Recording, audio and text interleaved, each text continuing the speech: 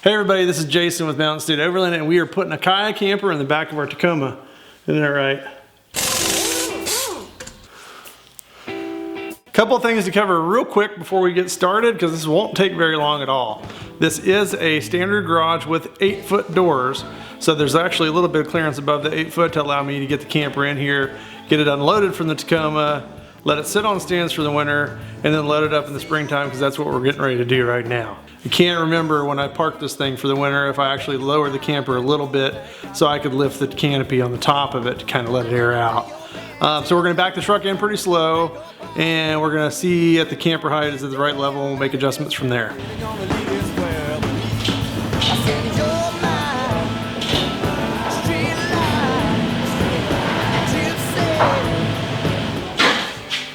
Obviously, I forgot to take the tailgate off before I got started, but now that I've done that, I'm going to go ahead and lower the camper down and cinch everything up and make sure it's all together and collapsed before I attempt to load this thing up and drive on out of here.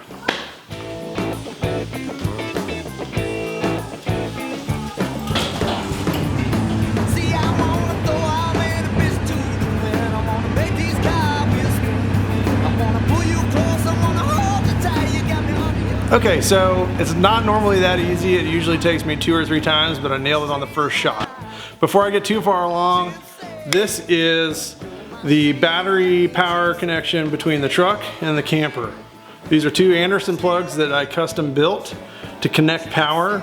So when I've got the camper hooked up, I've got power from the truck, and when I don't have the camper hooked up, I can just simply unplug it.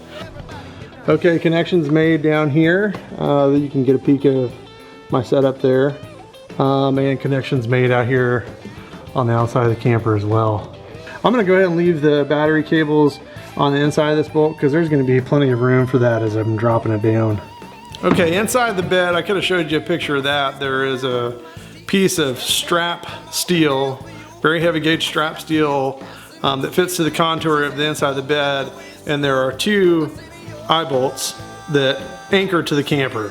2 stainless steel eye bolts that anchor to the front of the camper. On the back of the camper, we have a hitch adapter that goes in the back that connects 2 turnbuckles and holds the back of the camper down. So what I'm going to do now is slowly line everything up and drop the camper. These are the stainless eye bolts. A little bit of stain on there, but that's just surface. So they're connected down to this strap. Underneath the camper, there are holes. And this is the front of the camper. I'm going to line these up and slowly lower the front of the camper. I got to try to remember every step possible because I think this might be the only video on the internet showing you how to load a Khaya camper in a Tacoma or midsize pickup. So this is a drill with power, and this is a socket that goes on to the jacks that hold the camper up. So instead of cranking this all down by hand, I'm going to use some power. One really important detail to make note of is that as you're moving this camper into your truck, you want to make sure that you have 0 gap on both sides.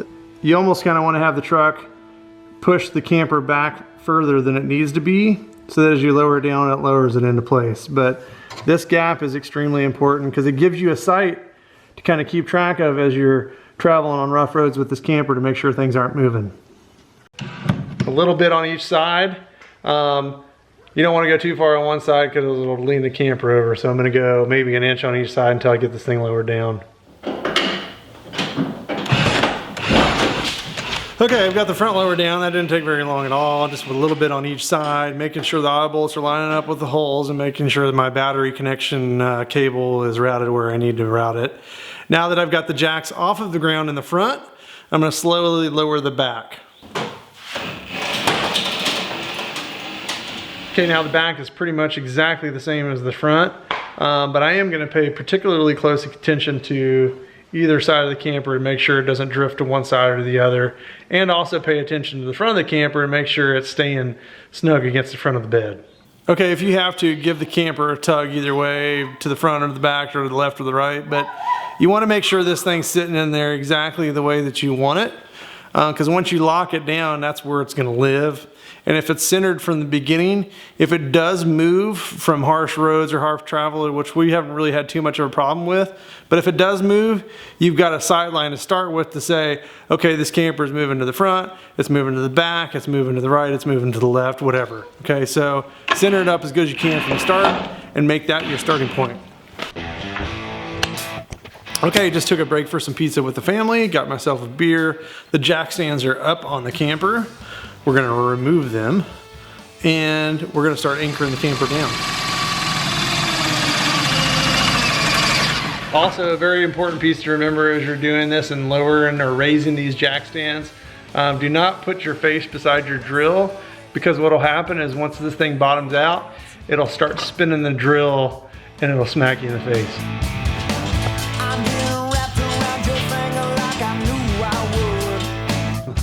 But what we're going to do on here is we're not going to take the jack stands off. We're actually going to loosen these brackets and leave the stands on the brackets themselves. This whole piece is going to come off with the stand.